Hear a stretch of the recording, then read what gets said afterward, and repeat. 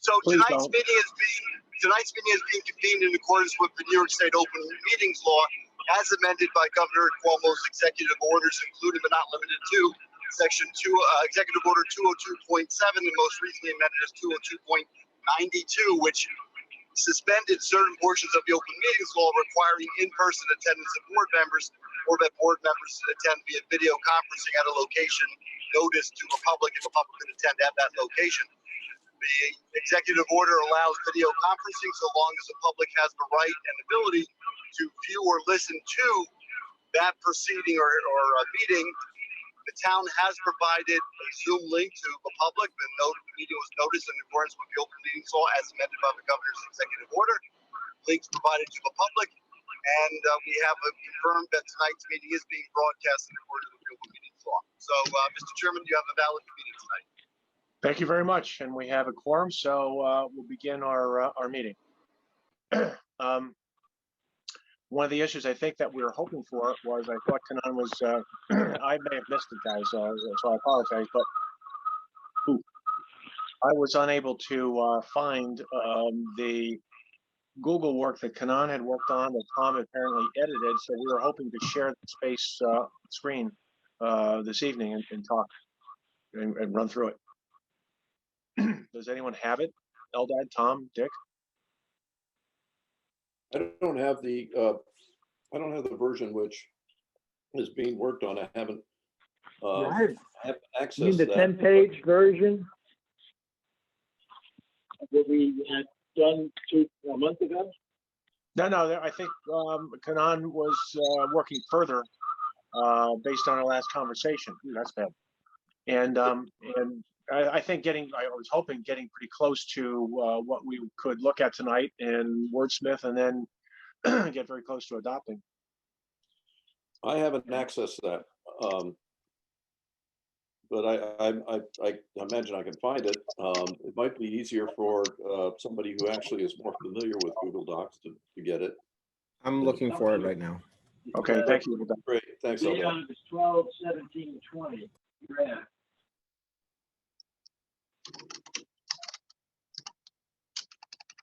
Can you hear me now?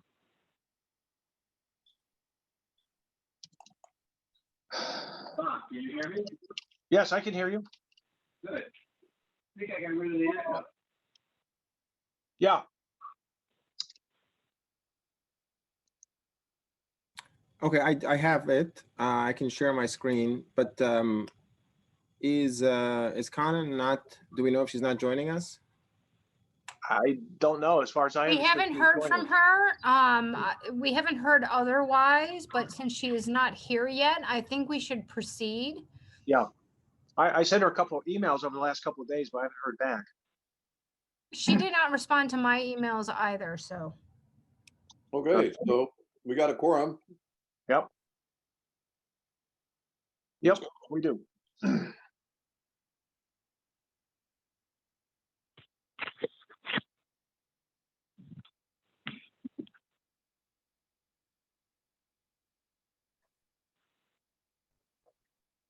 Okay, thank you, Eldad. We have the he's sharing the screen here. Do you see my screen? Yes, we do. I do. I do. Thank you. Okay, so this is the document I think that we're all talking about. Yes.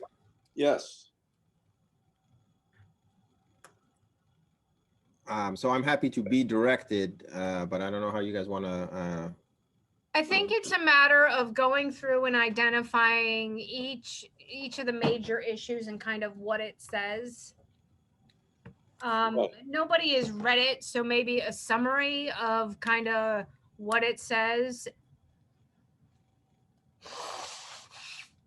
Well, the first part I'm familiar with because I think I recognize the language. I think I put that stuff in, or at least I believe that it reflects what my thinking was, my latest thinking was on the town-owned land and whether it should be in, whether I felt it should be in or out of the FVC district boundaries.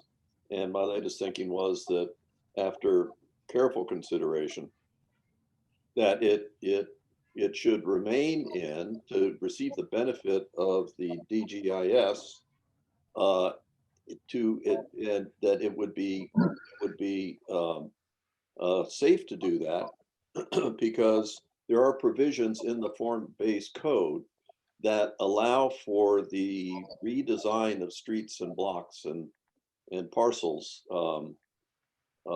which opens the door for there to be what I think ought to be a wholesale sort of new comprehensive look at that 20 acres and figure out what it ought to be and what it ought to look like and how it ought to work.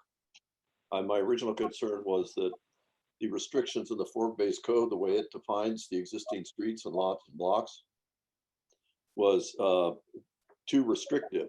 But again, it seems to me that there are provisions with some caveats that I'll offer in a minute, but there are provisions that are a safety valve for a further study of that area. So if I may interject at this moment for everyone else's benefit, Tom, this document in this particular area needs to be changed. So Yeah. I think that this document has not been updated since we had our last discussion. And our last, I agree.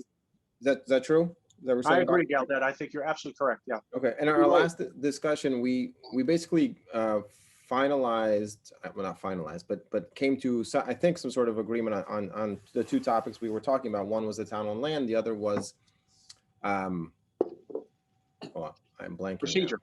Was it procedure? You didn't come to conclusion on procedure. You agreed that there should be a board process, but you didn't come to conclusion as to what that process would look like. That's correct. Right. So we left the discussion there. No, right. So those were the two areas that you were grappling with last time. Right. And just so that, so let's put those two on hold for a second and see if we can get a sense of how long a process is going to be and how deep we're going to go. If we can each identify any other topics that we think or issues that we think we need to address, so we get a sense of sort of the to-do list for our review. Well, what are the other issues in this memo? Right, I'm scanning through it to see. Okay. Well, Sabrina, you identified, I'm trying to find the document, the issues, like 5 or 6 issues that we were going to focus on with the FPC. And I'm trying to find it. Yeah, I don't have them in front of me. I think I have it. I think. No, I'm sorry. This is Dick's thoughts.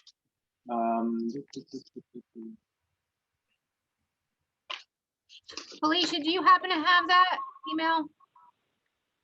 I'll send it now. Great, thank you. But as you recall, wasn't it 5 or 6 items that you identified, Sabrina, so that we would be guided in terms of our conversation for those 5 or 6 items? Well, the two that we talked about, it seemed to me we took an awful lot of time on, and they seem to be, a little bit more important, if you will. But I think there were 5 or 6 that we. Yeah, so let's see if we can reconstruct that. I think parking was one of them. Yep. I think another one was architecture. It's if only because it's like a good 40% of the text of the code. Correct. At least we ought to touch on it. I'm not sure we need how we'll come out on that, but architecture was another one. I think land use was a big one with respect to future development possibilities, but and probably ought to touch on that. I'm not sure that there's anything specifically in the form-based code which is restrictive in that way, but if we think that there is, that maybe we ought to hit that point and see if we can address it. Mm-hmm. And that's as much as I can remember.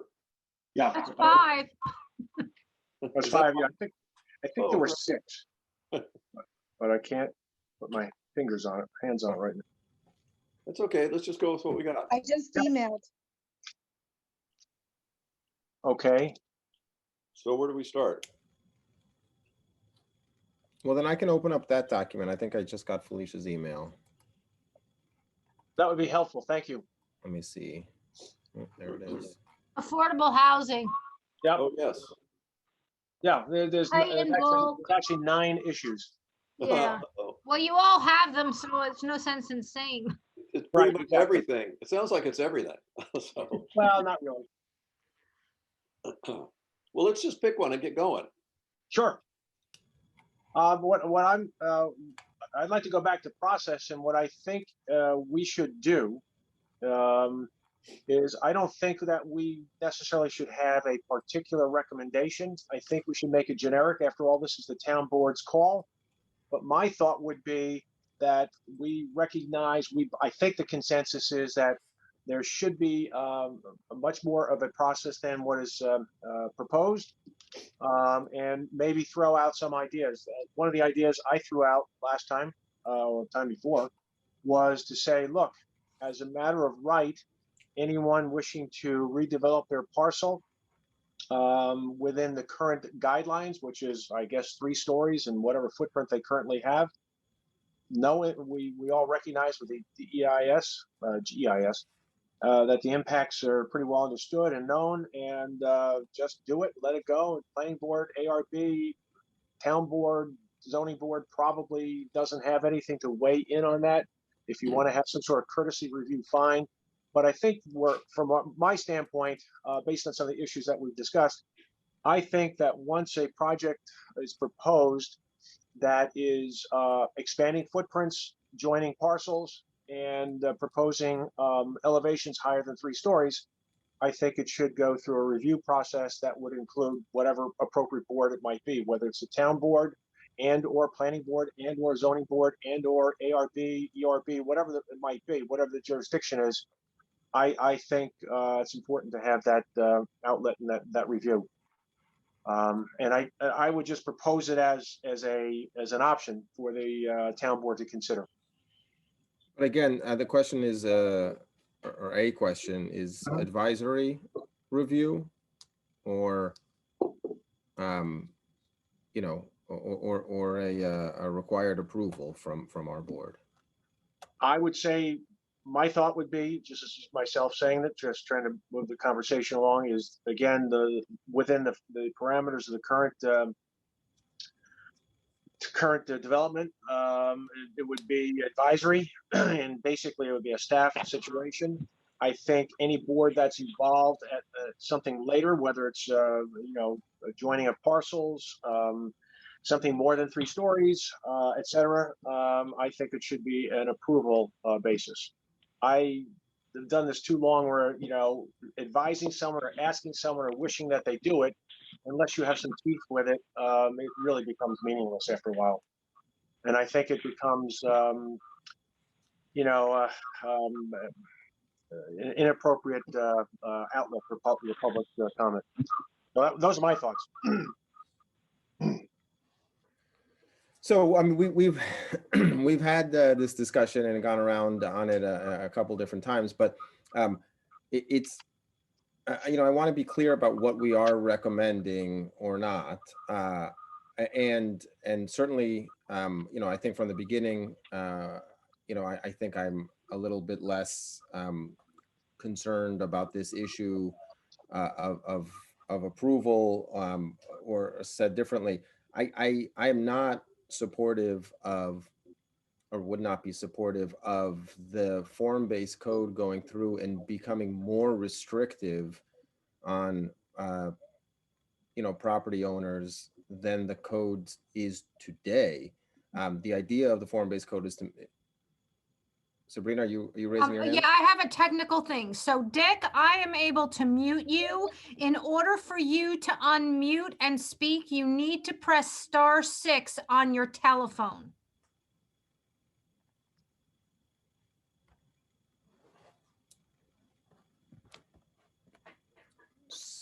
All right, sorry to interject. I just wanted him to be aware of that.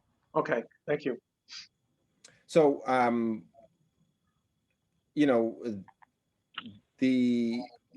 I keep coming back to this question of what are the actions today that pull us in? Those apply today throughout the town. This proposal says in this area that the form-based code and rezoning applies to, those actions that would normally pull in the planning board are not applicable. It becomes a staff review at the building department. And we're saying what, right? Are we saying that it should go back to the standard that the rest of the town has, or actually a heightened standard? And, you know, the argument is that a lot of the review and the architecture and all the requirements is front loaded in both the EIS and in the and in the form requirements. And the point is to allow more as of right development in this area. That's in the, you know, sort of the point of the proposal, or part of the point of the proposal. And I'm concerned that we're both front loading and back loading the review. I understand that there's a concern for eliminating the public aspect. So I could get behind a proposal that says it triggers some sort of, you know, because there's a difference, Bob. You're saying that anything beyond 3 stories or whatever would have been permitted previously, you know, triggers some sort of public review. That's different than saying an assemblage of sites, you know, which would be a lot merger, which today triggers, you know, our participation.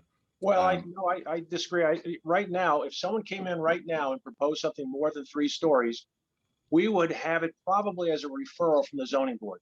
That would be a matter of a variance before the zoning board. We wouldn't have jurisdiction, but it would be referred to us, and there would be a lengthy process on that. So I don't think, maybe I misspoke, but I'm not proposing something in any way, shape, or form that would be more restrictive.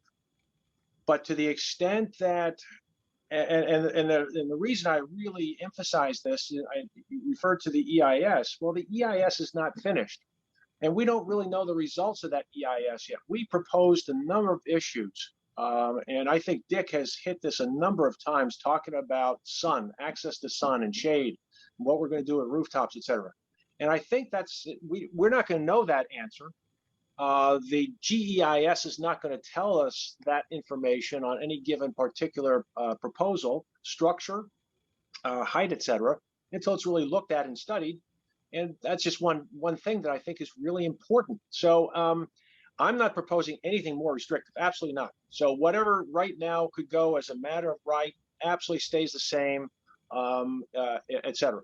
And even when it's a matter of right now, something is referred to the ARB or to the planning board or zoning board on anything that goes on. We get special use permits, all that kind of stuff. I'm not proposing that we even keep that sort of thing, but when it's within the footprint, not just assembling more property, but I really believe that this whole notion of the elevated stories, I'm not so sure it's preferred. I don't know where we've come out on that.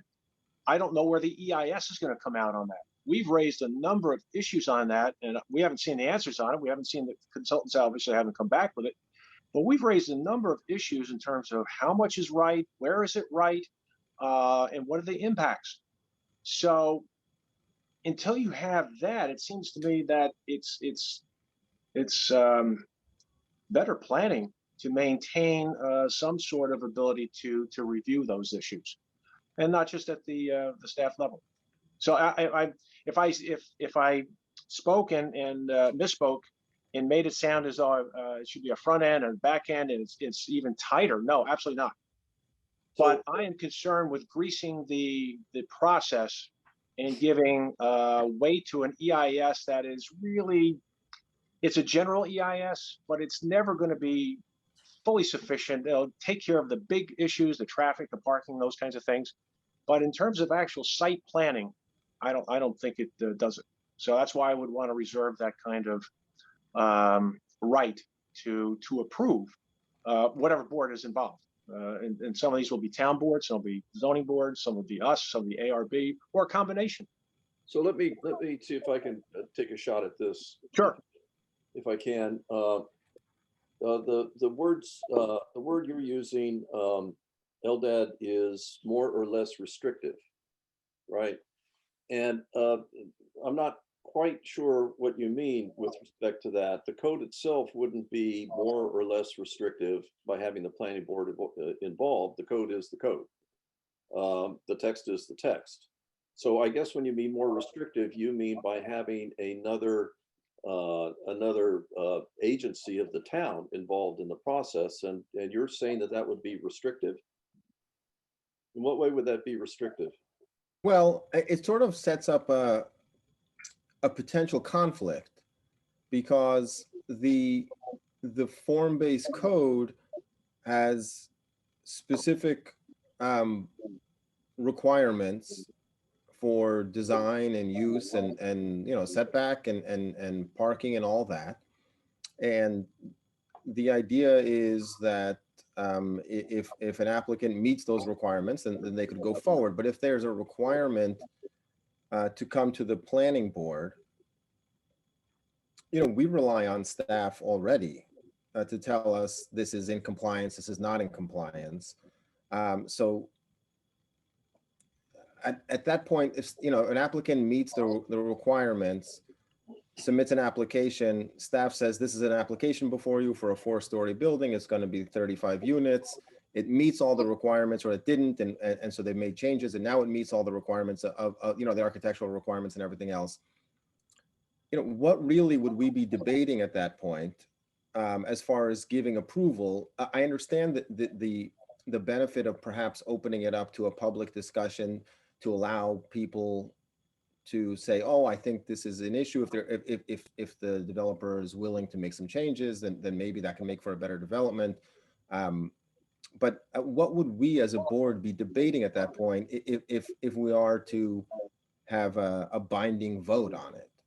Well, I think that presupposes that that what is currently proposed is what we're going to adopt, and that means that it presupposes that the 4-story or 5-story option is perfectly fine at this point, and that's the way to go. Well, I think it's too soon to say that.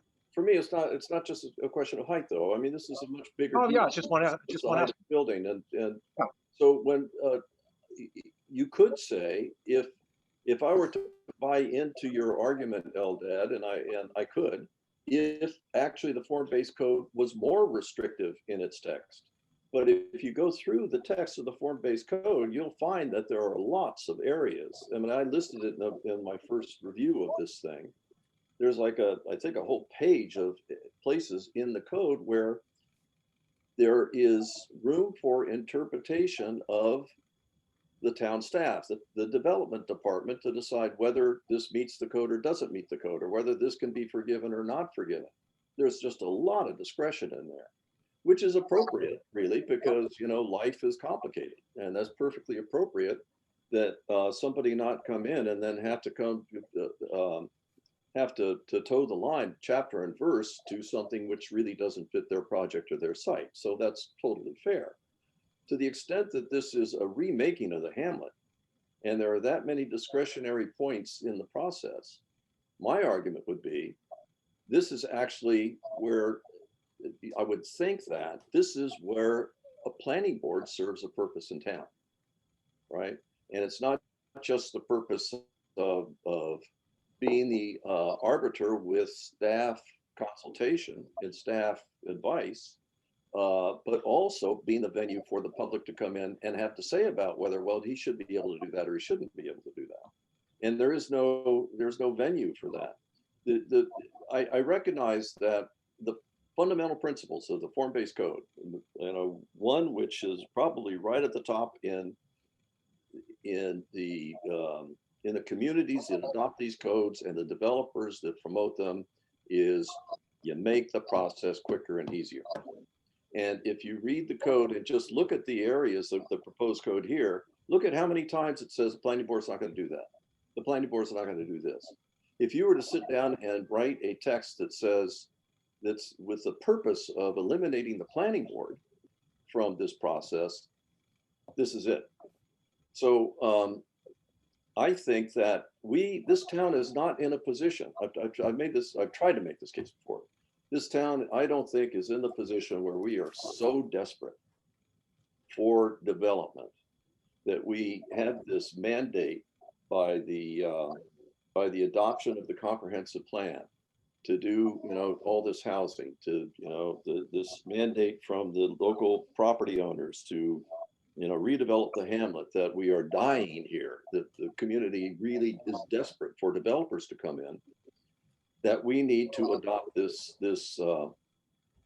provision, which says, well, and we're also not going to have the kind of public review that we apply to the rest of the town. So that's my feeling about it. But And, it sounds to me, Tom, so I hear you, but it sounds to me like what is being proposed or suggested is actually more restrictive, because today there is a development that can be done as of right in our town.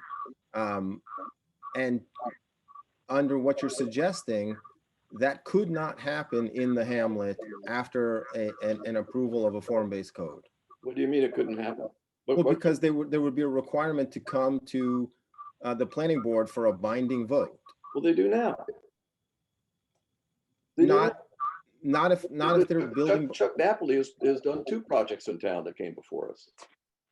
And we reviewed. Yeah, they're really this matter of what I understand, Alden, about your argument, which I'm very sympathetic to, is the issue of certainty to developers, and this uncertainty is an important. Hold on, Bob got muted. Bob, can't hear you. Yeah. Okay, I'm aware of the issue of lack of certainty for developers coming in, but I think on balance, and I'm aware of it, sympathetic to it, but on balance, I think it's important to, if we have to, have some uncertainty, as part of the process for the cost of, developing in our town and according to the procedures. I don't think there really is that much. Again, if you're switching from, a clothing store to a different kind of store in town, I think a lot of these things can be done without having to come and get a new special use permit. Sabrina can tell us about this, but for the most part, those kinds of switches don't really come before us. But as we've seen, we've had this a couple of times with some applications where someone's putting in some apartments in on the top floor, or changing the configuration of the building from commercial to residential, or some residential. It comes before the ARB, the zoning board, or the planning board, depending upon the nature of the application. So this matter of right. It's intensity of use right now. Okay. So the projects that I remember, and my memory is fading quickly on everything, but there were a couple on Upper King. There were 2 or 3 on Upper King, I think.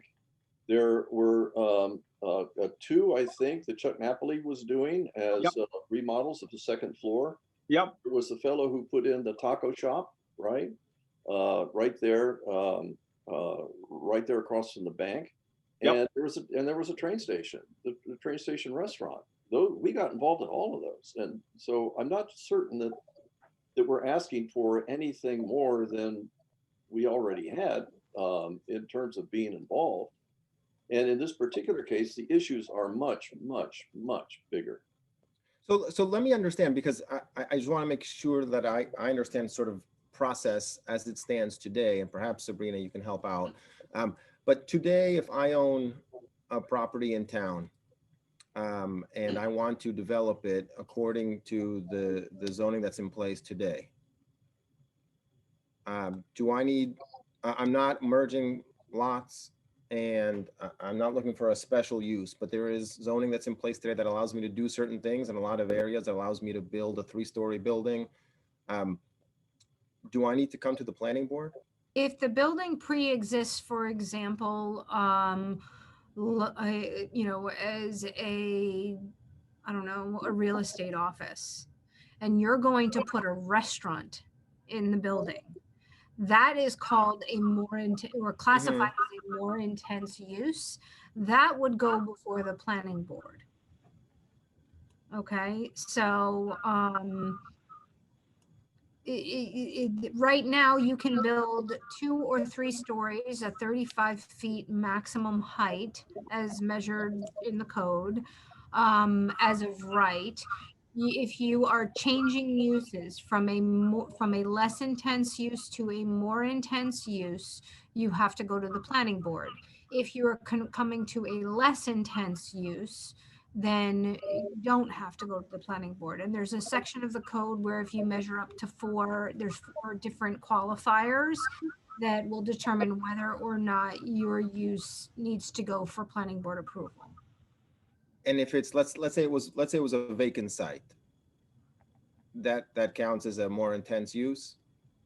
If it is a currently vacant site, depending on what you're building and what your use is, you may or may not go before the planning board.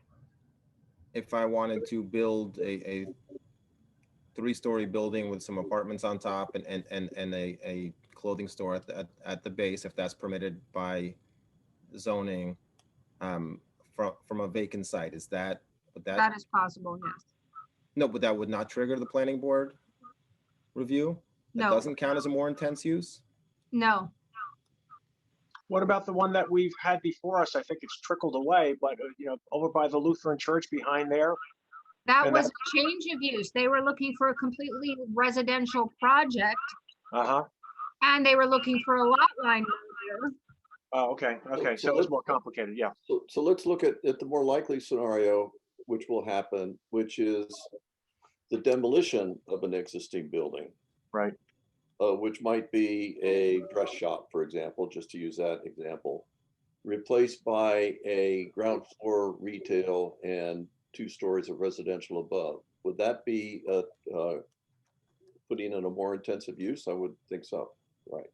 So in fact, it sounds as though by that definition, that criteria, it sounds as though we currently have authority that this code, under the existing code, that the proposed code is going to strip away. And I think that's right. So I would, and Tom, I think you're right also that the scenario that you described is more likely, the most likely, like existing buildings that would be demolished with and replaced with a more intense use.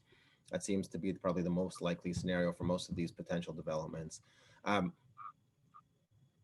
would just want to make sure that whatever language we recommend, from my perspective, it is not more restrictive than what we have today. To me, I'm not supportive of that. Now, of course, I'm just one person, and doing my best just being that one person. But from my perspective, I wouldn't want to. It doesn't make sense to me at all to increase the planning board's jurisdiction in the hamlet when so much of this is intended to create a different type of process. One that, again, I think is more pre-baked as opposed to, kind of reviewed on the back end. So just to finish, at most, I could get behind. That doesn't mean anything, right? I mean, we are a board, and we'll have comments that we don't all agree on. But from the most that I could get behind is maintaining the level of review that the planning board has, and I would love for it to be limited to just advisory on as much as possible, because the point of this code is intended to deal with a lot of this up front. so it sounds to me that unless I'm mistaken, and Sabrina can correct me, but if the example that we used about a demolition and rebuilding triggers a planning board review, then to keep the planning board role the same, essentially in the new code, if we were to keep it the same, essentially we would be reviewing every project anyway. And so then it comes down to see if I get this right. It comes down to, okay, what kind of action do we take and when, right? And it's either advisory, which would be stripping the planning board of its real authority, which maybe we recommend that happen. And then it's an approval authority, And where in the process do we get involved, and what are the terms of that involvement, right? And so there were the three phases that were concept plan, schematic plan, and final development plan. It's like, that's the way you do architectural drawings, essentially, right? So my suggestion was that the formal review start at schematic design, because that's when stuff starts to really get sort of locked in. There could be some concern, because if the applicant is relying on development department review of concept design and getting the go ahead on a number of things, and the interpretations that may be in the code for that development department to make, when that person then takes the next step and produces schematic design, the planning board may not agree with those interpretations. They say, wait a minute, we don't like that. You should do this instead. And that's what we want to avoid. I agree. That's what we want to avoid. And I have always sort of had a problem with the way sometimes we just sort of get strung out on things, and it's not fair to anybody. So I still think we ought to have approval authority, because what we're saying is that, gee, this is so important. We are so desperate for development that we are not going to have a planning board review these projects. And I think that's wrong. I think there's a reason why towns have planning boards, and we're designing the hamlet now, right? I mean, this is it. This is the big deal. This is not going to happen again. And what I would like to do is have approval authority, but have it in a more logical and efficient process than we have now, which gets strung out.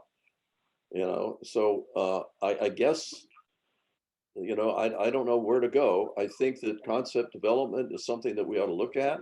We don't need to see final, obviously, I don't think. But at a minimum, we ought to see it in schematic design, because that's when it starts to get really serious.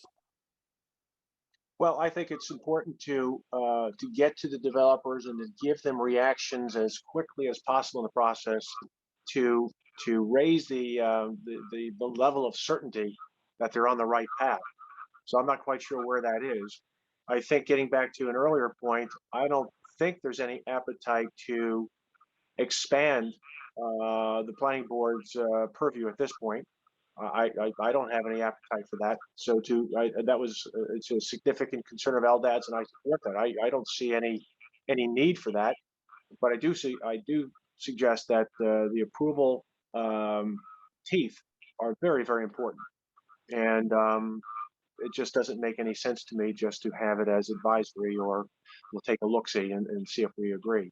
And I agree with Tom to the extent that I think one of the things with this whole form-based code, this aspect of it, is to try to make this more efficient.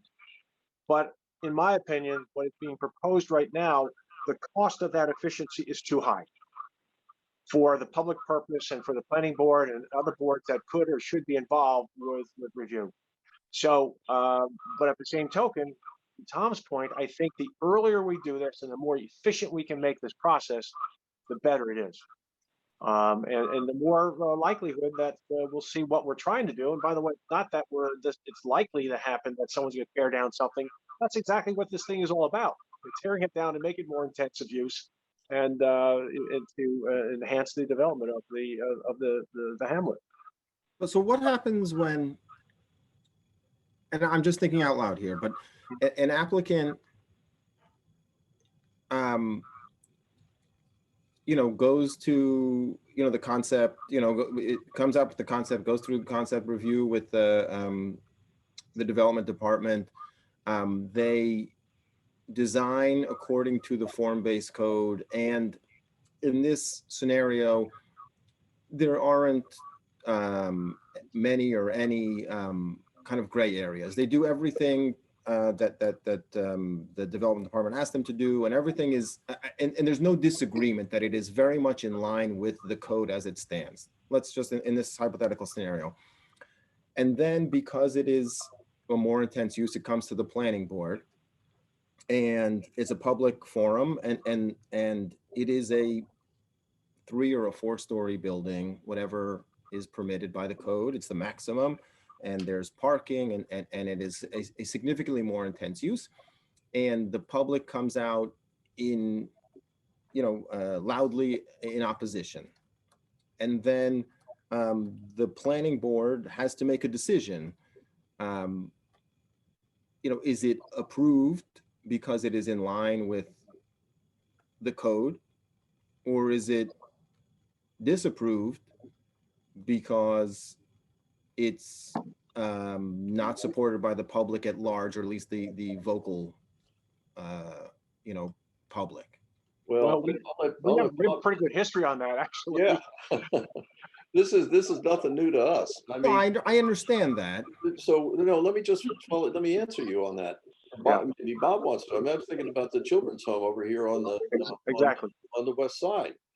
The community was up in arms against that, and we went through our process, and we were very careful to be sure that it was all done properly according to code, and that the public was listened to, and we approved the project. And the community is not happy about that.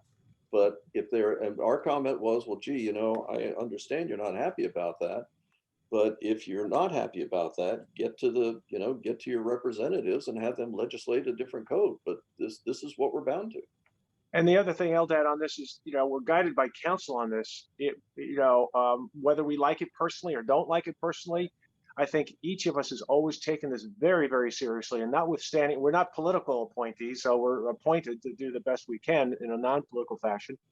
And for us to take an application just because there's opposition from a group, but it meets everything in the law, we would be insane to turn it down. And it would probably be overturned in court. So you've never done that. You've never been persuaded by public just because of a popularity vote, if you will. It's the substance, not the number of comments. Right. Yep. So, I mean, we do have a history of it. I didn't mean to make fun. I'm not making fun. It's just that, over the years, we've had this a number of times. Thank goodness we don't have it that frequently now. But boy, during the 90s and 80s, I mean, it was just nuts. People were crazy about everything. And there are a lot of most of the developments were very, very unpopular. And yet we have to, as the zoning board does, and the ARB does, the town board does, you got to look to the law and be guided by counsel and what the right thing is according to the law. So I don't think that's, from my standpoint in our history, I don't think that's something that we really have to be concerned with.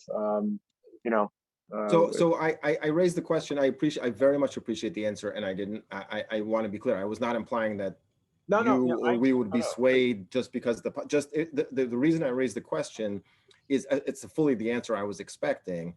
You fell right into my trap. No, the reason I raised the question then is it sort of then raises the follow-up question of, well, then what is, why, if it's going to meet the requirements, then we're going to approve it anyway if it meets all the requirements. Then maybe the issue is, and Tom, you raised this, that maybe there's too much leeway in the code, in the proposed form-based code, too much discretion, and we could solve the issue that way. So the suggestion would be, in order to relieve what you are characterizing a process that's restrictive. I still don't understand that term applied that way, but to relieve that, to make the code itself more restrictive. Yeah. If that's the concern, if the concern you have is that there's too much discretion in the code, the whole point of a form-based code. No, I'm not concerned there's too much discretion in the code. I said there needs to be discretion in the code because life is life. Things are complicated. It's the process of how those things are resolved and there are a lot of them. And how those things are resolved is what I'm concerned about. And again, unless I'm mistaken, we aren't asking for any more authority. We aren't. We're actually offering to come up with a better, quicker, more efficient review process. But we're not asking for any more authority if the conditions that Sabrina has described we have now. I think it applies to anything that's going to happen in the future down there of any significance. Right.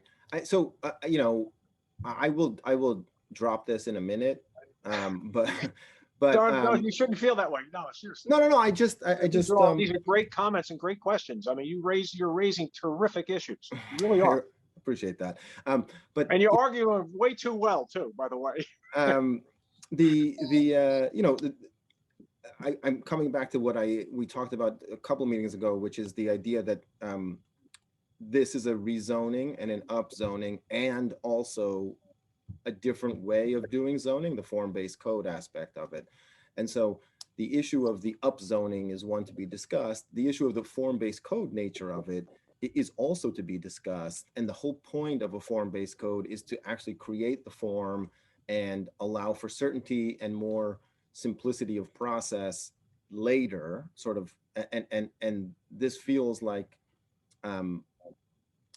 we're negating that, but I will drop it so long, so long as it's from my, I register my lack of support for a heightened review, but it sounds like you guys are on board with that as well, to not increase the planning board's review here. I mean, that is counter to the point of, Correct. or one of the points of this form-based code proposal. And that aspect of it, it speaks to me that the simplification of the process post approval of the legislation is appealing to me as a member of the community, as a planner, as a member of the town planning board, all of it. So if the recommendation is to keep the planning board's review the exact same in the hamlet as it is elsewhere, reluctantly I can support that. If it's anything beyond that, I cannot. Well, and Eldad, there's absolutely no harm and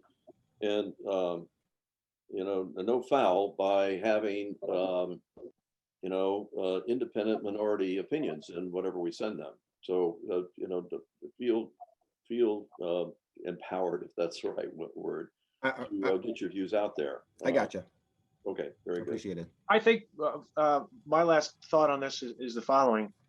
I think we're placing too much emphasis on public input and just a yay or nay decision. From my years of experience, the value of the public comment has very much been on nuances and changes that neither the developer, their engineers, their planners did not think about, did not realize.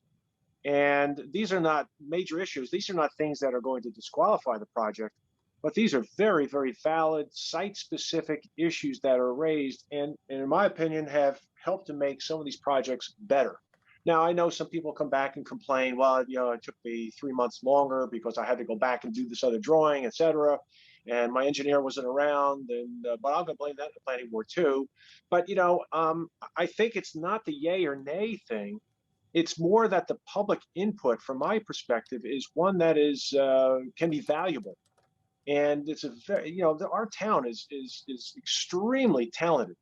The input that's available out there on all different kinds of subjects and issues is terrific, and so I look at it as really as a resource that can help make the project better. So it's not just something just because 15 people come yelling, screaming, and we're going to sue you. No. But if you come to us and say, I think, by the way, did you realize that you had a situation here?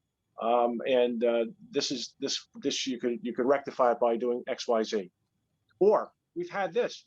People have come in and said, you know what, I'll make a deal with you and we'll flip some property and this will work better for you and work better for me. So these are the kinds of things that have come out and I think are extremely valuable.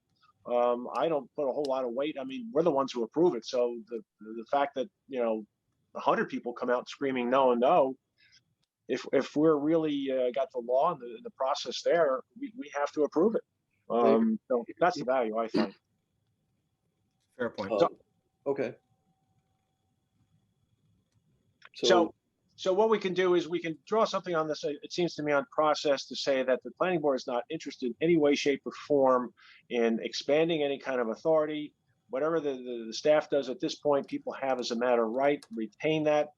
And I don't think we necessarily have to say anything specific, but we think that there's a role for the planning board, there's a role for the public, and there are different ways of having that triggered. We can lay out a couple of different options. And again, it's the town board's gonna make the decision. So I think if we can inform them and give them different ideas. Is it 4 stories or more? Fine. Is it 3 stories or more? Is it just because you're merging 2 lots that it's something that we have to look at? Give the town board some options that we've talked about, and let them get some public comment on it as well and see what they think. I disagree, Bob, by trying to slice the loaf. It gets very complicated, and Okay. again, it's not just a question of height. It's really, much more nuanced than that. Oh, I'm just using that as an example. I mean, there's so many different factors. So I think that we, and this will be my last comment on this. I think that what we ought to do is to assert's too strong a word, but to suggest that we should retain the authority we have now, and that we propose to work to find a more efficient way within the context of what the form-based code says is the process, specifically concept design, schematic design, and final design, to have our input at an appropriate place, which is both useful and efficient, and allows the public to participate. And we need to sort of craft. We don't have to have the answer specifically for that right now, but to tell them. And actually, I think that's something we ought to do for all our projects anyway, if we could figure out how to do that. Yeah. But to put that in there is what we think we can contribute to improve the process. Good point. Very good point. I like that. So Dick, are you on? Dick, can you hear? Can you speak? Or are we cutting you off, Dick? Is Dick there? You can't hear him. He's there. He has to hit *6 to unmute. Okay.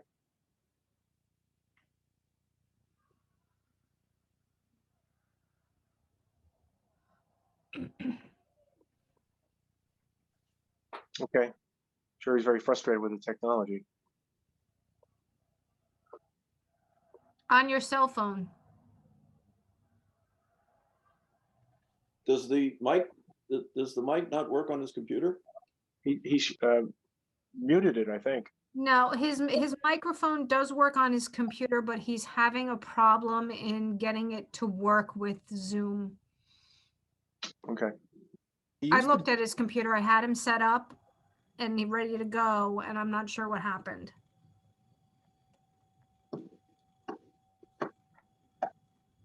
He's talking.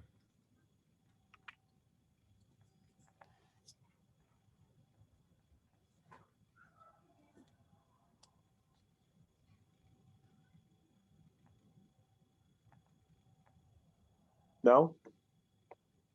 Guess not. Well, that's a shame. Okay. So, so have we beaten that to death enough? We can move on. So there's the list is a long one. There's parking. We want to talk about parking. Should we wait until we get Kanan back to talk about affordable housing? Put that on hold for now. Yeah, that's probably a good idea. Eldad and Kanan really should speak to that and help us on that. Pick a topic. Well, is there much that we want to say or can say, Tom, on architecture? Oh boy, there's a lot. There's a lot. There's something that you want to say about architecture. Oh boy, there's a lot. Defer to you on it. There's a lot that I'd like to say about architecture, but it's in the realm of I am firmly opposed to design police. Right. And this is a case of design Gestapo, and I really think that it's way over the mark. But I don't want to be the sort of the taste arbiter for the town by saying, you shouldn't do this style, you shouldn't do that style. For me to make the suggestion that they shouldn't do one style or another is as bad as saying that they should do one style or another. Right. So I think that I would leave it I wouldn't have all that stuff in there myself. But you know, I'm not the general public, and people like what they like, right? The heart wants what the heart wants, and there's not necessarily any logic to it. There doesn't have to be. So it's a bit frustrating as an architect to see that happen, but that's the way it is. So the only comment I would make about it is that they really ought to open up the styles, not restrict them to anything that looks like it's old, even though it's brand new. If it looks like it's old, then it's good. Then to me, that's the equivalent of building a cell tower that looks like a tree, right? I mean, you're sort of living the lie, right? These buildings will look good. They will look good 75 years down the road if they're built today. And they might even look like they were sort of built in the era which they pretend to have been built in. But it's essentially, you know, it's like Disney Main Street. I just can't get behind it, but I don't have to get behind it. It's not my role to be design police here, so I'm just going to let it go. Well, is there a general comment that we just think it's overly restrictive? I mean, I've talked to other architects in town, and their comment has been similar to yours. They thought it was overly restrictive. But, you know, it's a price, I guess, again, going back to what Eldad has talked about, at least it gives the developer some certainty and some, you know, that we not have people coming out there and saying, well, we don't like your yellow shutters. But can I, so the architecture and style in general and design is not my world. And so I would absolutely defer to you, Tom, on some of this, and everything you've said about these issues makes a whole lot of sense to me. But Bob, I think your suggestion of maybe a general comment, but might make sense here. Although I want to ask maybe a dumb question, that, you know, there's a difference between regulating sort of the bulk and then regulating the design. Is that fair to say? Yes. I think so. And Yep. so it sounds, Tom, like you're saying you're not asking for you know, a vast change in bulk regulation, but that it's way too prescriptive on actual style and design. Is that fair to say?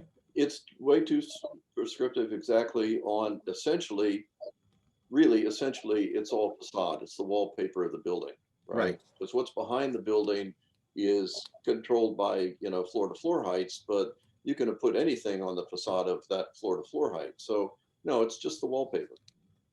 One way to put it. So I'm not comfortable saying what is, you know, good style or design, but I would absolutely be comfortable. But I do like the idea of allowing for more flexibility, and I think that sounds what you're asking for, or what your critique would be. Is that fair to say, Tom? Yes, and for me, it's just it's almost like a fundamental sort of principle, right? The way I look at life is that it's you know, it's like people controlling what somebody can do with their property, to the extent that there's all of a sudden a person's identity is just gobbled up and taken over by this particular notion that somebody had. Some consultant came in, right? This guy came into town and he put into this form-based code, this is the way your town should look like. And this guy packed up his briefcase and went home. And the town took this as part of the form-based code and said, yep, this is the way the town should look, because this guy came into town and said so. Now, I know they didn't do it just because this guy came in and said so, but that's a consequence of this kind of a process that, to me, is just, it's spirit killing. I mean, I could go on, and I'm not going to, because I get repetitive really quickly. I'm just looking for the guy who comes in and says, wait a minute, I've got a really good architect. I'll give you an example. Here's an example, a town example. The Middlewood Firehouse. The Middlewood Firehouse had a really, I'm going to make this really quick. It's a long, long story, but for 20 years, they had trouble sort of getting a bond passed in order to build a new firehouse, et cetera, et cetera, et cetera.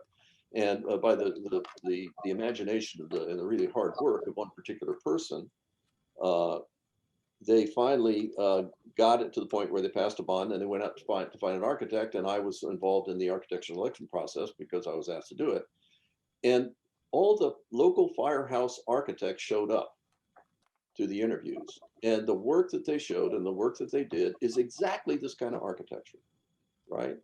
Exactly this kind of stylistic approach to a firehouse. And I just said, gee, we have to have more imagination than that. Let me see if I can find another architect to apply, to put in the mix. And I found this guy down in Manhattan, and he won the job, and he designed the Middlewood Firehouse. And it is a wonderful building. And it's a contemporary building. People are scared of contemporary architecture. I can understand why, but it just because it's contemporary doesn't mean that it's bad. And that's my problem, is that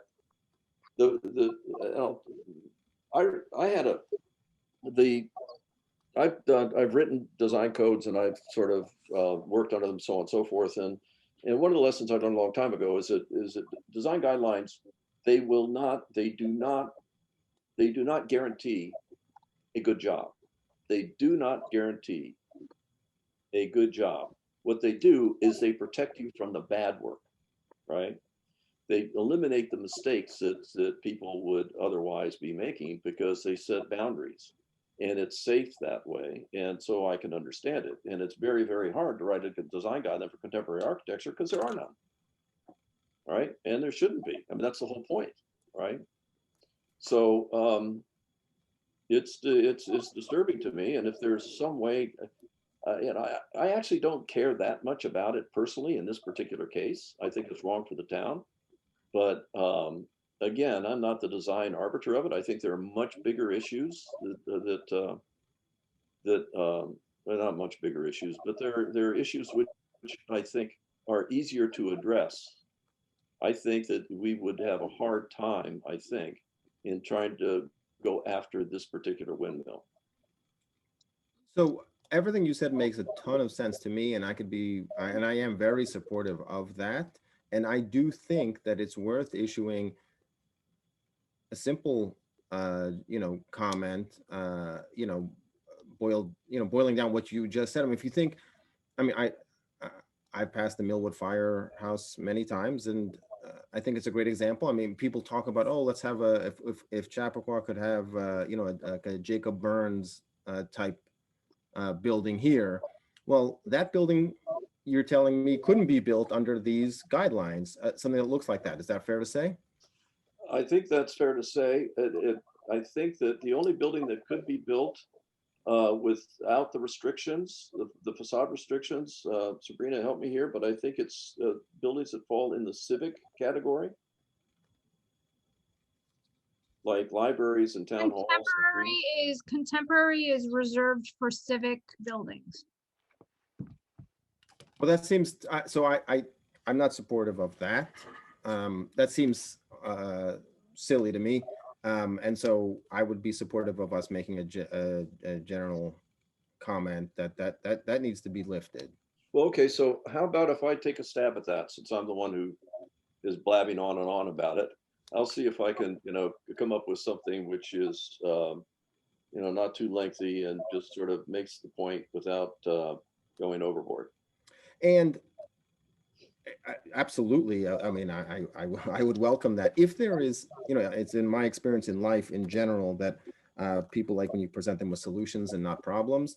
And so for us, if we gave a generic comment and said we don't like X, that's one thing. But if we say we don't like X and we like Y, we do like Y. I mean, maybe it might be more likely to be adopted. So if you're willing to even just craft like what it could be, yes, that would be great. Not that you need to get into the details, but more. No, I think I know what you're getting at, and I agree. Oh, so Dick is raising a note that I still can't read what it says. Can't read the note. Put it closer to the camera. Where is he? I don't see him. Poor Dick. Sorry, Dick. I have been sending him numbers to call and things, and he's not getting there. Seems to be trying. Yeah, he's trying. Check your chat, Dick. The role of Dick today will be played by.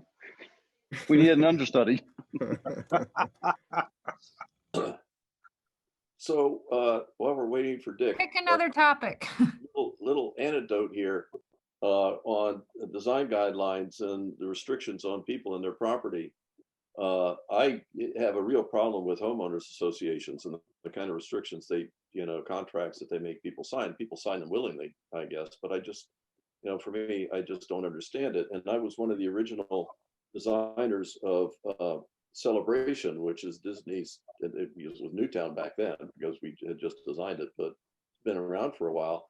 And Disney wanted to be sure that it was the epitome of the great old American sort of town, right? With the right Main Street and everything, done just right, as though the Imagineers had designed it.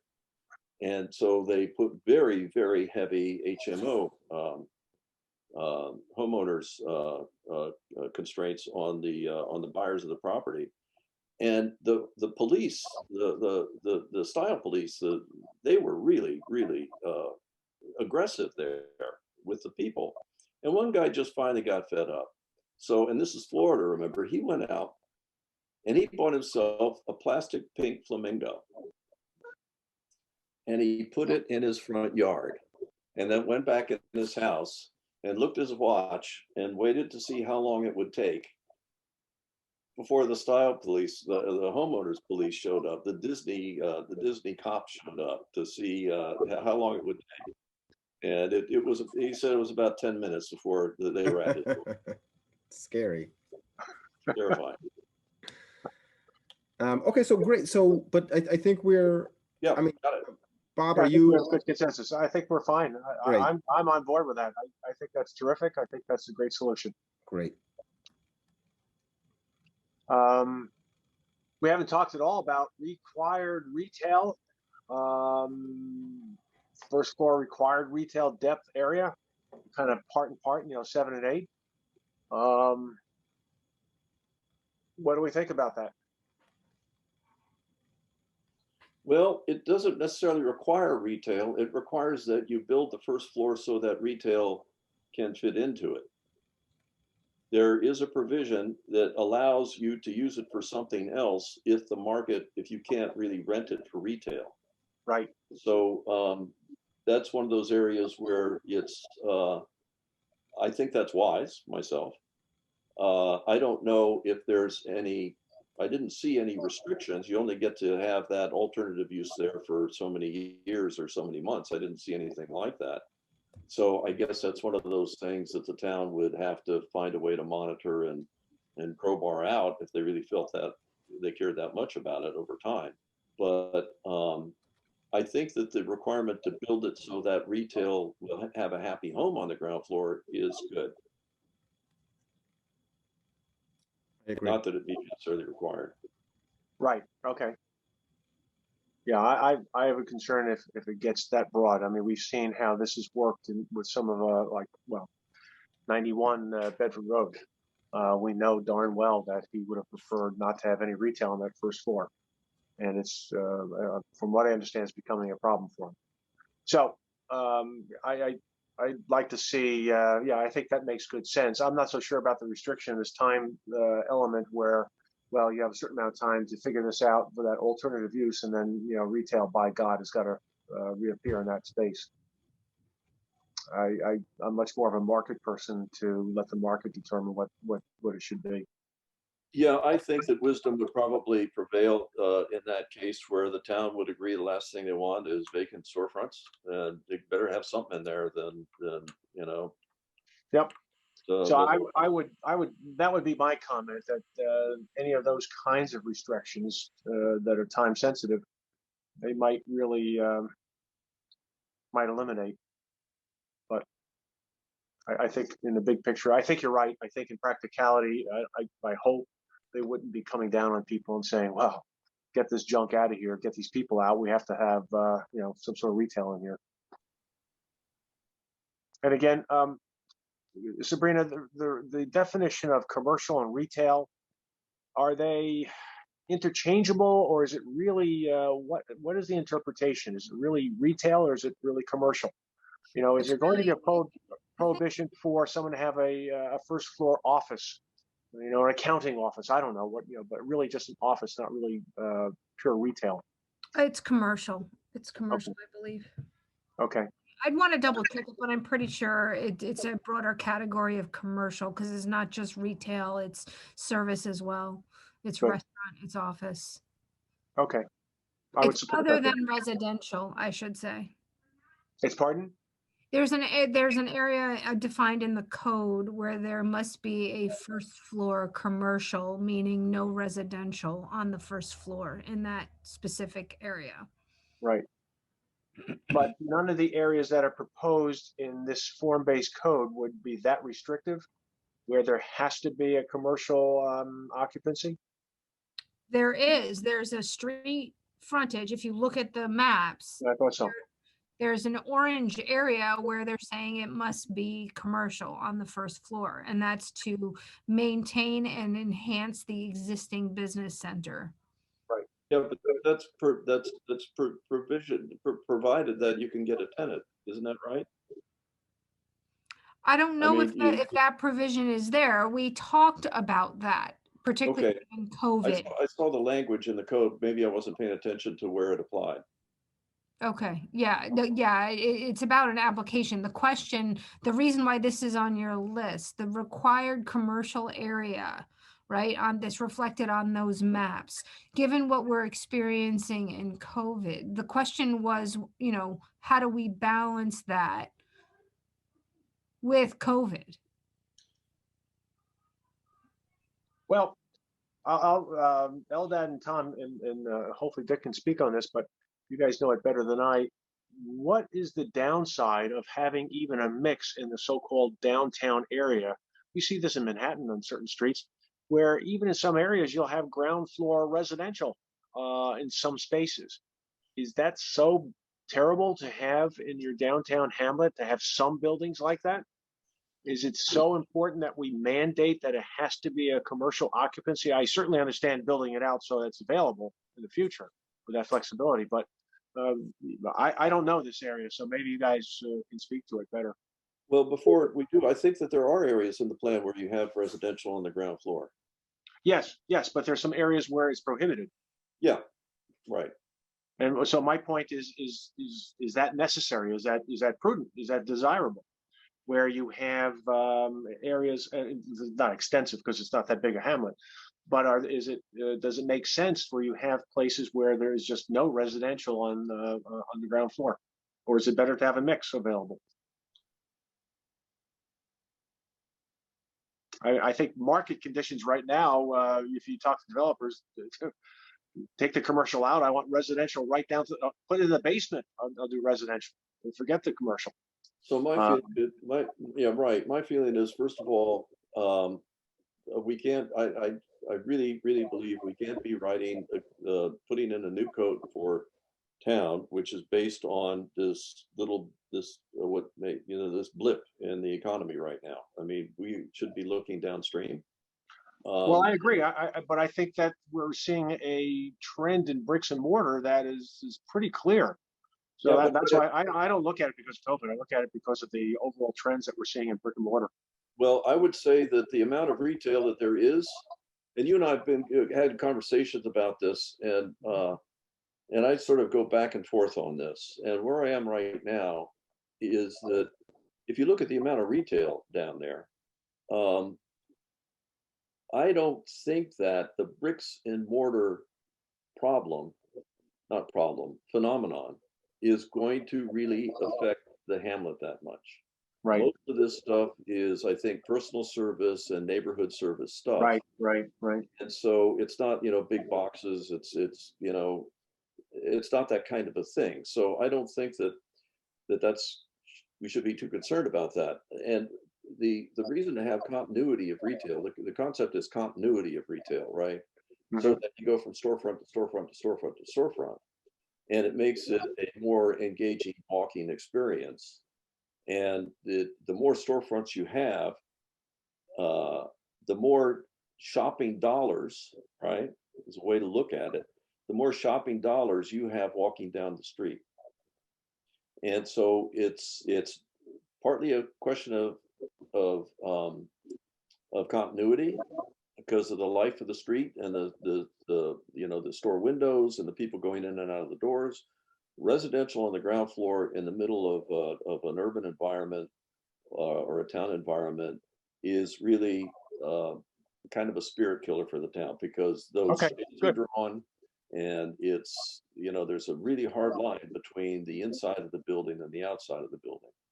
So for that reason, I think that the continuity is really important if you can get it. Good, makes good sense. Thank you.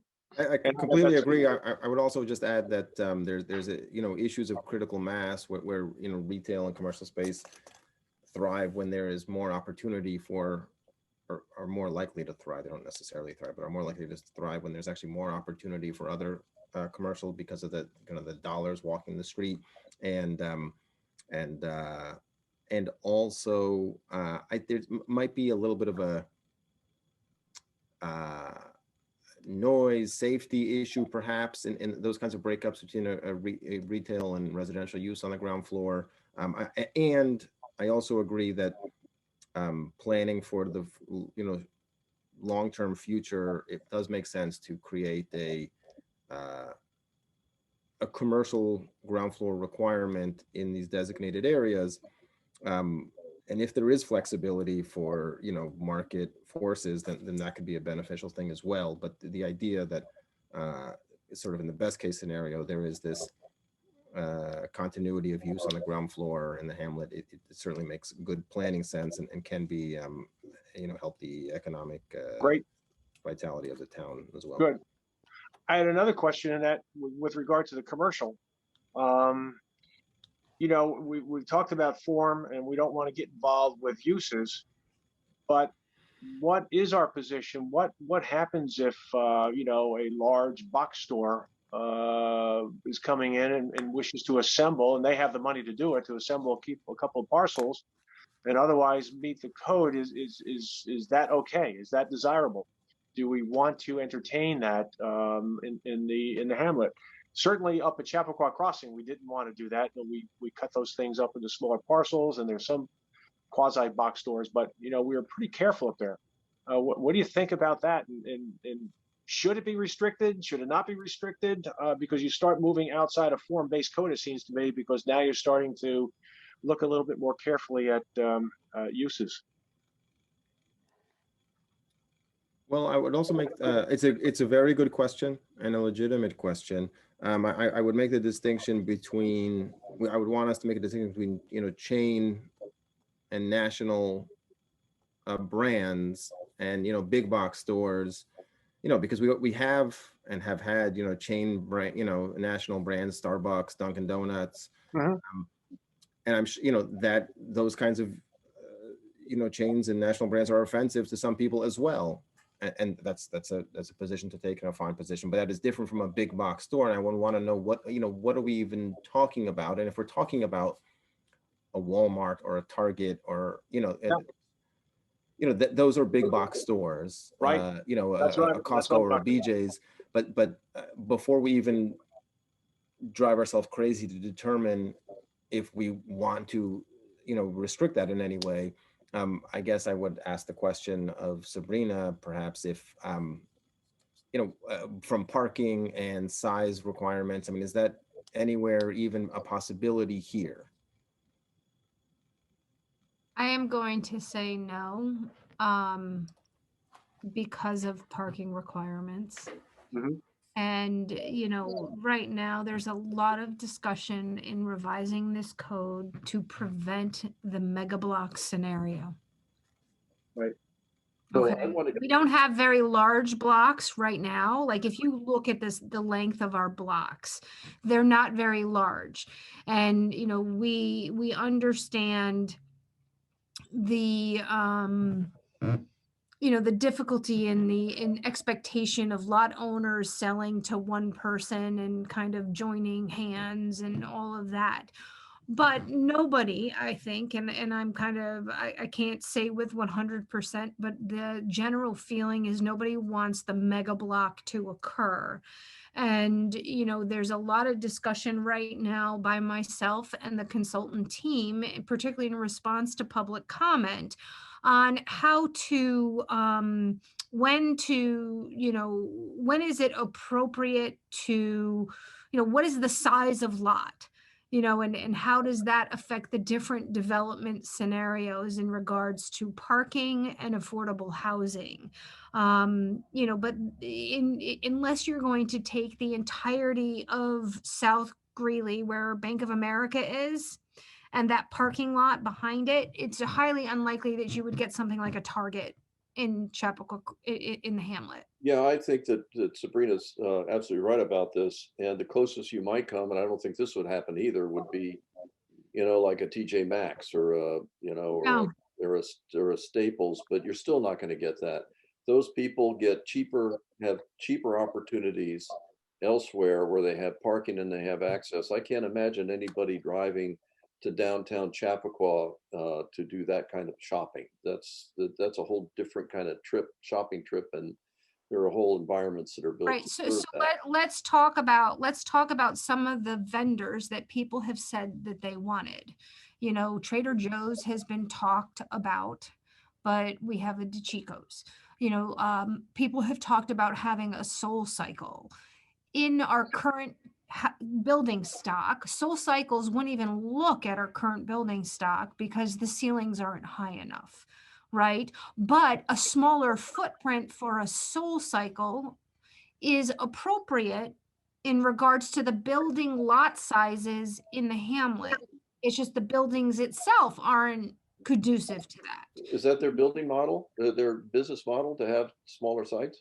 They do, it's not completely their business model, but they do have smaller sites. Okay. It's very much like Lifetime's foray into smaller footprints is the 40,000 square foot Lifetime up at Chapel Crossing.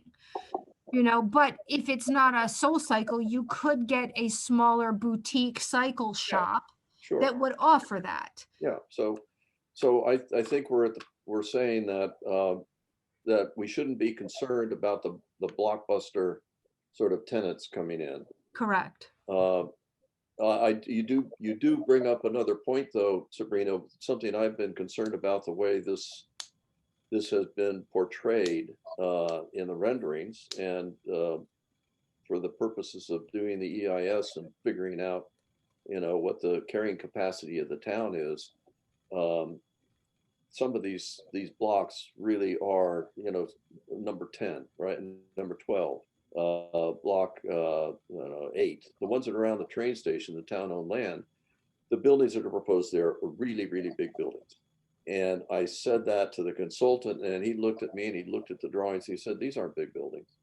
And I'm thinking, okay, I've been to Manhattan too, right? And there are bigger buildings there, but this is, They are big buildings for our town. they're huge. It's context. So that gets you. And so yes, I hear you loud and clear, Tom. And we're dealing with a consultant in particular who's used to building Washington, D.C. monumental blocks. Yeah, me too. I've done that. So yes, I exactly. know So where you he's know coming what you're from. talking about. Right. And so the only place that you would be able to put a building that big is on town land. And we know that Right. is too big to put on our town land. And there's a whole other process involved with that. Very, Right. very good. That gets back to the beginning of the conversation, the carryover from before about how you plan the town-owned land now, and what are the tools within the form-based code that allow you to create blocks and new streets and do all those things as in the part of that kind of planning process. And it sounds like the town board is thinking that they would probably want to have that kind of flexibility or the possibility to do something else there. So that's good. We don't have to devolve into that. But Bob, did we answer your questions on retail? Yeah. I just wanted to get those out there and see what you guys thought. I appreciate the responses. Good. I mean, it sounds like we're in good shape on those concerns. I mean, I have similar concerns, Bob, but it sounds like we're Yeah, I think there's enough We're constraints to protected, yeah. restrict it. So actually going back to an earlier position, and I thought Eldad was right on target with this, it's really not, the architecture, we'll talk a little bit about it, but, do we want to comment about bulk? I mean, after all, the form-based code is really about bulk and height and a process for getting to certain levels of development. Frankly, I think it's really an EIS thing, but I guess it's tied in with architecture as well. I mean, it's whatever you guys think on that is I don't know how we talk about it really. I think parking is we've talked about that really in the EIS, and Right. we all recognize it's a gigantic constraint that we've really got to the consultants have really got to figure out. Yeah. And the one thing I would suggest very strongly, I would like to see, is when we talk about the public property, is that we really make a suggestion that is very much deserving of a master plan itself. The civic property really should be looked at in some detail, and all kinds of possibilities should be considered and weighed. It's to me, it's critically important. I think it's critically important to the success of the of all this work that we're doing on the build out. So on bulk, I know that's, height and bulk is, unless I'm mistaken, and I have not been following the latest public meetings that the town has been holding on this, but I think I attended the first 3 or 4, and I think I got the message pretty strong from the community, at least some members of the community, that they are very, very concerned about height and bulk. Here's my feeling about it. I think that this hamlet could be a wonderful place at 5 stories. It could be a wonderful place at 3 stories. It could be a wonderful place at 8 stories. I mean, I really believe that. So if in each of those cases it's planned and handled properly and designed properly, I don't think that height and bulk per se is necessarily good or bad. It depends on obviously where you are and what you're doing. I sort of feel that I sort of taking the position of an architect with a client. I'll advise a client with, what he tells me what he wants to do, and then I tell him, the best way to do it. And that's sort of the role that I feel in this particular case, I feel most comfortable playing, instead of saying, no, this hamlet has to be a 3-story hamlet, or 5 stories is too tall. That's really sort of out of my lane, out of my pay grade. I'm not an elected official.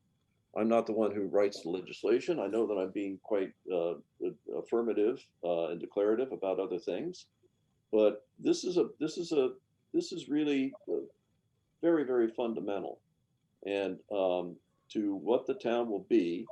And for some reason, I just feel that that's for them to handle. I think the statement that I'd feel comfortable making, I'm not sure whether I feel comfortable making this statement, but the statement that is height per se is not bad, bulk per se is not bad. It's all the way in which it's handled and managed. And the question is rather, what is it in the form-based code that should they be 5-story buildings here? Does the form-based code encourage that to be done well? Or does it invite an over, such a complete transformation of the hamlet that it's, and done poorly, that it's not, not necessarily a good thing. So that's sort of where I would end up. And that would call into question going back into the regulating plans, the regulating lines, the floor to floors, all of those things in the detail of the code, to say, well, if it's going to be a 5-story building environment, are these the right lines, right? I think that's farther than we're being called to go. I'm hesitant to really come to any conclusions on this, because I think it's a very complicated and nuanced situation. I agree. I think I love that statement that it's not necessarily good, not necessarily bad. It's how it's done. And again, without the information that we have that we're looking for from the EIS, I'm not so sure, frankly, that we have that guidance. I go back to the original comp plan and what we're supposed to be trying to do, and that is bring energy and vitality to the hamlet, make it a destination, get people in the town and neighboring towns to come into our hamlet, to spend their money in the hamlet, to support our shops, to offer new and different kinds of housing that we don't otherwise offer in town. So it's that big blend of all those things, and we've said this, I think, a couple of times. How much is the right amount, and where, and how do we reach that? So I love that statement that there's not necessarily anything bad or good about 3 stories, 4 stories, 5 stories. I'm not going to go with you on 8 stories, but I think that's an intelligent conversation, because it really means weighing in all these factors. And by the way, again, each one of these, as we look at these and you start talking about bulk and height, okay, fine. But, if the architecture is horrible, 3 stories can be horrible. 5 stories can be great if architecture is great. If the parking plan is a bunch of horrible garages, then nothing works. So all of this stuff works together. So, I think you really hit something. There's no right or wrong answer on any of these things, because they've got to be weighed. And, to a certain extent, I think we get out across in front of our ski tips here, because we don't have the benefit of the EIS. The EIS, and we're combining this, but the EIS is supposed to be guiding us in terms of telling us, what's the right mix, what's the right, the area of solution. It's not going to be the exact. Right. I mean, as far as one might be prudent and reasonable to go, is to say that, well, if you want to do 5 stories here, you can do it, and you probably can do it, passably well, but it's going to be a lot easier to do 3 stories well here. It's going to be easier to do 4 stories well here, just because of the height and the bulk and all of those things. That it just is more manageable, and then one needs to decide whether, and it is more hamlet-like. I don't understand a 5-story hamlet. To me, that's a non sequitur. But, well, and the other thing is, we don't have the benefit of Kanan tonight. Eldad's here, of course, with affordable housing and housing. Right. We've heard Kanan say many, many times during our conversations that she believes it's a mix of the housing, affordable workforce market, and also a mix in terms of rentals and some ownership, that you get a broader sense of economic and other diversity and energy. So again, I don't know what the right number is, but in order to do that, if that's what our goal is in terms of how we get to X, which is revitalizing and re-energizing the hamlet, if some areas you have to, what you need to do then is 4 stories. It comes out of the equation, then terrific. If it's 5 stories in some places, fantastic. We haven't touched on it because Kanan's not here, and certainly Eldad could fill us in. But mixing all this stuff in with affordable housing, workforce housing, market housing, retail. I mean, it's this blend that's so critically important. So I mean, it can be done. Let's put it that way, no matter what. So I think I agree with both of you. I will say that, and I've been clear about this from the beginning. Height in and of itself does not scare me. Not here in our downtown, and completely agree, Tom, that we could very easily show pictures or examples of 2 5-story buildings, one awful, one great, and I've seen terrible 2-story buildings and fantastic 8-story buildings, and undoubtedly it is about much more than just the number of stories. It's the treatment, it's the design, it's the setbacks, it's the lines, as you discussed, it's everything. And it is also, a lot of it is the context and the elevation and the environment and so much. So to arbitrarily say I'm against a certain number of stories, doesn't make a lot of sense to me. I am not afraid of height, not here in our downtown. It makes a lot of sense to me. I would also say that every decision or most decisions have pluses and minuses, and we have to understand that allowing height, even if it is a minus or is a draw, there are drawbacks, certain drawbacks to it. There are pluses to it, which is allows for more housing and more affordable housing, or a more a mix of housing types, and that is, from my perspective, a very good thing and something worth supporting, and something worth having a trade-off for. And so it's hard to have the height and bulk discussion without having the affordable housing discussion. And you know,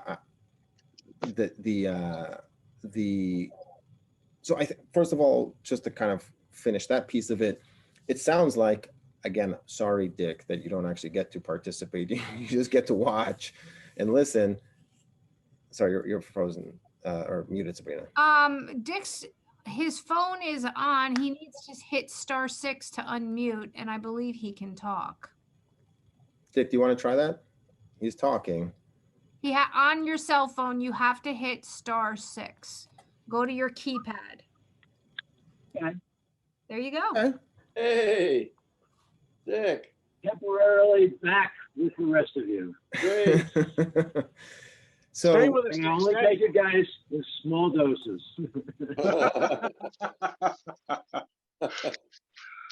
Yeah, pretty neat trick, Dick. right. So we need to wrap up at 8:30, which 8:30, is right. 13 minutes away. So I'm just going to wrap my section, and then maybe we can, you know, I can give the balance of my time to Dick. I'm not afraid of height. It sounds like none of us want to come out with an anti-height or anti-5-story recommendation, which makes me very happy. With regard, so that's a good thing. You know, I think in line with some of our other comments about design and other issues, maybe that they can be combined to an extent. But with regards to affordable housing, I just wanted to say that, you know, the percentage of affordable housing right now is 10. That is in line with what the county, kind of sort of the county standard is. To me, more is better. And so there are two ways of getting more affordable housing. One is to increase the percentage. Two is to increase the overall amount of development. So a limitation on height and or bulk would, you know, limit the amount of affordable housing, right? The other piece, to me, that the combination of those two, which is something I raised in our EIS discussion, but you all felt that perhaps it wasn't the right place for it, is this idea of a bonus. So sort of that if you provide more affordable housing beyond the minimum 10% required, then you could get that additional height that perhaps might be taken out of this by the town board. And I'm curious as to your thoughts on something like that. First of all, does that make sense, right? You provide more affordable housing, you'll get, maybe you can get to the 5-story. I'm not saying to go beyond 5 stories. We're not even studying that in the EIS, so it's a non-starter.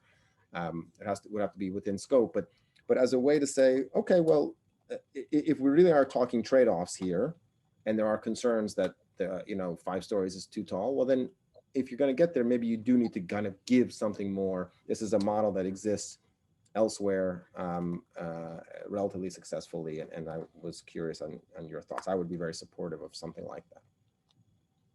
That's one approach. Another approach would be a trade-off perhaps on more two-bedroom apartments, of which I think there are none. You know, so if you want to go higher, you have to have more of a family unit. So you can do both too. So I think that the operative, the the operative thing here is the height, right? I mean, that's the thing. And so you have to be comfortable with 5 stories to be able to even to have the suggestion that, well, you know, we're going to bonus 5 stories for affordable housing. We're going to, so I think that you got to decide whether you want 5 stories or not first, and then decide, you know, on maybe you need, if you want a bonus for affordable housing, you find another way to do it. I don't know what it would be. So I think that's really the question, folks, and I believe that, you know, I just, you know, I do. I understand the sort of social equity thing. I understand all that. I also understand that more isn't always more, right? And that we've talked about in every other case, we talked about how to balance the nuances of this complex thing that we're dealing with. And I just think that affordable housing is one of those things that needs to be nuanced also, not something that's put forward as, you know, the flag that we're going to put in the ground down here. So I would say that it's definitely something that's in the mix, but it needs to find its own place within the mix of all the other things that we're dealing with here. On the just one last observation on, you know, you can do good 5 stories, you can do good 6 stories, you can do good 4 stories, 3 stories, and people will, you know, people will probably, they'll say, yeah, you know, that's a sensible argument. You can do good 5 stories. I've been to great places where they're 5-story, you know, streets, but not here, right? I don't want it here. And that gets to the community character component of this, which is just so important to people, I think. And I kind of get the feeling that people would be happier if there were vacant storefronts in 2- and 3-story buildings than if there were, you know, a bustling shopping street with 5-story buildings. And that's where I was talking before about, well, who makes the judgment call here? And if the people, you know, if they feel for their sense of their community and their community character, the notion that 4 stories or 3 stories is really what they want to have and 5 stories is inappropriate, even though, yes, it could be done well. I think that's a perfectly fair and appropriate answer. It's their town. It's our town. Forgive me. I don't mean to make it an us and them thing. I live here too. But that's It's their hamlet. Well, it's Newcastle. Yep. I concur with that. Those thoughts. Strongly concur with those. I think that makes great sense. And I agree, Tom, about the. I think affordable housing is something that is part of the overall equation, but I do not think it trumps others. There are many people who would say that workforce housing trumps all, and everyone's got their own thing. But I don't necessarily agree that I would not support the idea of a bonus because it's affordable housing, and that's how you get to a 5-story structure. So I think there's more to it. I think there's much more. I suppose what that means is I don't. I understand, Aldad, and I respect it that you have a very, very, you know, affordable housing is a very important issue for you, and it could be perhaps in the wash the most important. But for me, it's just one element that has to be weighed in this whole equation. Well, I think that. Go ahead, Tom. Sorry. No, go ahead, Dick. Yeah, I agree with generally with what Bob said. If you look at it, one of the key criteria for a affordable housing is you need to have a supermarket or a food store. And of course, in New York, I guess you can forget about the rules when you want to, but without that kind of infrastructure, then you're missing, you know, one key aspect of everything. You know, a small store that sells food and meats and everything. That's nice, but it's more expensive. And if you're going to have the more people you have that are young and don't have money, then there's a food issue.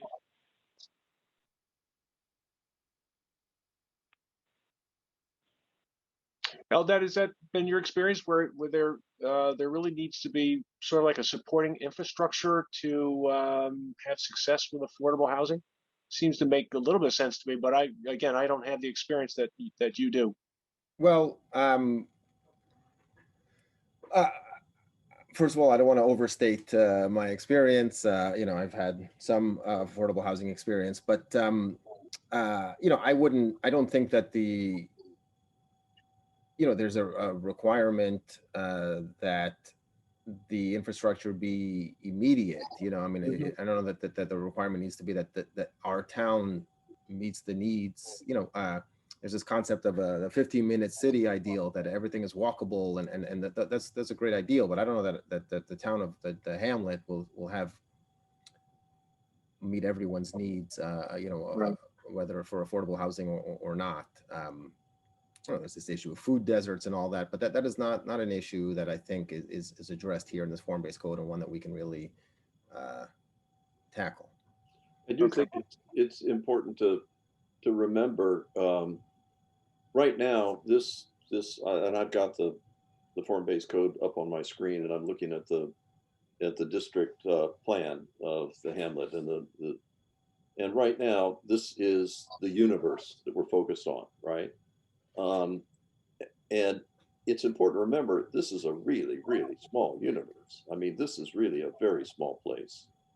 And if you think about all the things that could happen in a town, and then you filter out what actually can happen in this town with respect to its size and the parcel configurations and sizes that Sabrina was talking about, it's really quite constrained in many ways. And some of the fears we may have are fears that just really don't apply here. And food desert, well, this really isn't a food desert. Yeah, you can get food here. It tends to be, because it's smaller, it's not a supermarket, it's a bit more expensive. But anybody who lives here is going to have a car anyway. It's not as though you're stuck in a big inner city and you have the only way to get to food is to get on the subway, and then you got to haul all this stuff back on the subway. How many people are using Amazon and Walmart? I mean, the food shopping has changed. Yes. Well, people are getting their food delivered to them now. Yeah, That's what I mean. Fresh Direct, and all of it. Fresh Direct. I mean, but if that's too expensive, you can get your food from Walmart, and if it's over a certain dollar, then it's free shipping, free delivery. Yeah. I mean, it's outrageous what you can do now. So we're at 8:30. We're kind of at the stopping point. But it seems to me that we still have a little bit more meat here to work on, and to actually draw up a document. I'd suggest that we need to work on this document and re-engage Kanan and see where we are with this document, and draw something up. And so this is the 11th. Happy Valentine's Day, everybody. When do we want to reconvene? It makes sense in 2 weeks, on the 25th. Well, let me throw this out there. Kanan is not here tonight. Eldad is the only Google friendly person. I mean, Google friendliness, right? We have a document in a Google Doc. Yeah, but that's okay. Was that in Google Doc? What you raised before, Eldad? The old document that was predated our last meeting? You mean the Sabrina? Yeah, the thing that you put up earlier before Sabrina put the before Felicia put up the 7 points. The first thing was, yes, that was Conan's Google Doc. I see. And Tom inputted into that Google Doc. The question is, can you all keep working on that Google Doc and refine the memo that's in there now, edit it further to reflect your most recent conversations? I can do my part. I'm apparently not very good at it because I couldn't find it or use it.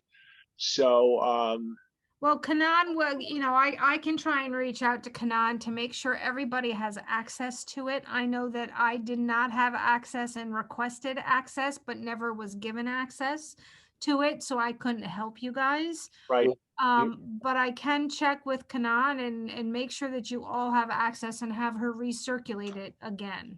So I'm going to put out there that, and I don't know about Dick, if you can still speak to this technology that we're going to be using here. I am perfectly comfortable with track changes in Word, and that's the technology that we've been using for quite a while, and it's easily accessible to us because we know it and we use it. Do people feel that maybe we ought to just go for what we know rather than to ask people to wrestle with something new at this point? That's fine. So then, Eldad, perhaps I can ask you to take that document and put it in Word. You cannot. I mean, you can ask, but I actually do not have Word. Oh. Okay. But that's fine. That's I can still follow your track changes, and I can do it. I can come in and out of Google Docs, but yeah. I just don't have it. What once was standard is just it's not anymore. No, it's not necessary. And so but I don't mean to thwart the thing. I just can't put it into Word. So well, okay, so we're trapped between two different generations here. I still have carbon paper. Yeah. Hey, and I'm a government, so we can work with all media. Thank you very much. Right. Dad and Sabrina know nothing about duplicate carbon paper and trying That's to get not it through the true. That is not true. Please. I know exactly please. what carbon paper is. Microfilm, the whole 9 yards. Okay. I took a typing class on a did you really? typewriter. So did I in high school. I did it in high school. Yeah. Well, I have renewed respect for you. Please do. I'm older than you think, Tom. This is good news. Yeah. I'm bonding. Not I'm having really. a bonding moment. So I feel left out. I was still on Telegraph. So I can work in Google Docs. No, I'm not suggesting we need to do that. I'm just suggesting that someone else be asked to transfer that document. I'm going to speak to Kanan. Okay. And get it out there in Word, so that and listen, I can take all forms of documents and make them whole. Okay, so no worries. Okay. Great. Felicia and I will take whatever track changes, Google Docs, and meld it into a final document. The real question, I'm sorry to interrupt, the real question is who's doing what? We actually touched all the topics in this list today. We talked about Townland and Townland. We were on board with process. I think we're on the same page or close enough. Affordable housing, we kind of need to wrap up. Height and bulk, I think we're in same page. Architecture, Tom, you said you're going to talk to that. The required retail, I think we're just not going to comment. Is that right?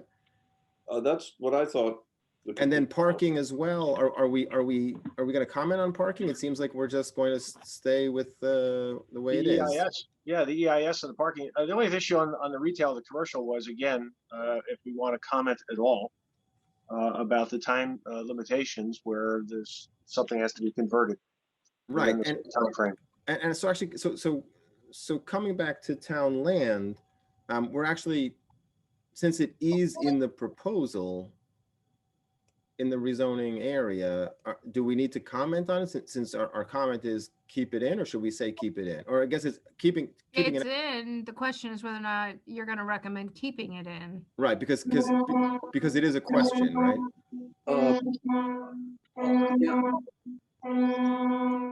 I thought we reached a consensus that we thought it should stay in that it gets the benefit of the EIS. And then my thought would be that we also urge, before any action is taken on town-owned land, that a master plan be undertaken. Yeah. Okay. Right. We so we should make a comment. Is someone down at the docks, by the way? I mean, what is happening? Well, there's a fire horn here in Pleasantville. Oh, okay. I Okay. know about the echo, but that's what the horn is. I got the horn. Okay. So let me jump in here, Eldad. I could take them on the town lands thing. Mm-hmm. I could do that little paragraph on architecture, and I can take a stab at the height and bulk question. Okay. So that what that leaves is process and affordable housing. And so maybe we'll leave affordable housing to just to wrap up for next time. And then as far as process, I'm happy to do it, although I'm not, you know, I was kind of, you know, Yeah. not necessarily on the same page as the rest of you all. Right. Well, I think you should write it so we can correct you. Okay, I'm happy to. There you go. I'm happy to. Well, I'm teasing, obviously, but Yes. it wouldn't hurt to have the minority, opinion to the extent you feel, you have another take on it, put forward in that way. And then Okay, so let's start there. I'm happy to do it. Yeah, and also to my point earlier, I don't think there's anything necessarily wrong with having, again, alternatives proposed to the town board. Correct. Right. Okay. Okay, good. So I think we're set. So when we do need to talk about another meeting date, another special meeting. 2 weeks from now is February 25th. Oh, by the way, do people know we do not have a planning board meeting next Tuesday? There's nothing. Not on yet. the I haven't announced that. Oh. Felicia hasn't put out notice. What's Oh. happening? Nothing. Okay, by me. We do not have applications for next week's meeting. We do have applications for the March 2nd meeting. Okay. Okay. Well, Let me make this suggestion, since we do have a time already on Tuesday, do you want to turn that into a form-based code discussion? can you notice it in time? Felicia, can you notice it in time for next week? Probably not. Well, this is just a work session. All I have been doing Oh, is, but it's only a week away. It's not 2 weeks away, so it doesn't give anybody time to do what they need to do. And it wasn't previously noticed? No, Okay. just a regular meeting is noticed. well, it Right, but hasn't. but that's fine then. So you've noticed that the planning board is meeting next Tuesday, correct? No, we're talking about it. Ah, so it's not been previously noticed. Okay, sorry. But a week away does that give everybody who has to make, I can't even get in touch with Kanan yet. Yeah. So it's a holiday week next week, so we're better off meeting on the 25th. Yeah. Agreed. So is everyone okay on the 25th? It's from 6:30 to 8:30? I am. Okay, Yep. by me. Let's do that. Good. Okay. All right, thanks, everyone. I guess we have to conclude the meeting. Is there a motion to close the meeting? So moved. Second, Second. all in favor? Aye. Aye.